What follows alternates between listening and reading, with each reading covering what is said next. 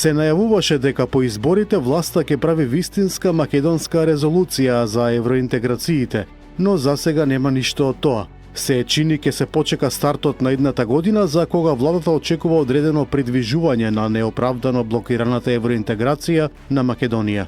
Од друга страна пак црвените линии на социјалдемократите и на Венко Филипче, кои помпезно беа обзнанени пред изборите, се целосно заборавени. Никој не ги спомнува, никому не му се важни. Опозицијскиот предлог за премиерот Христијан Мицковски се и троштина и тројански коњ, кој е во корист на странци.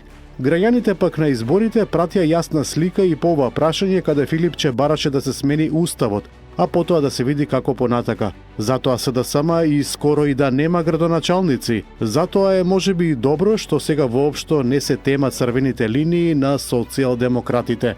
Сега е тема како партиите здружено да покажат на Европската Унија дека на Македонија и треба опипливи гаранции дека нема да добива ниви вета од кого и да му текне.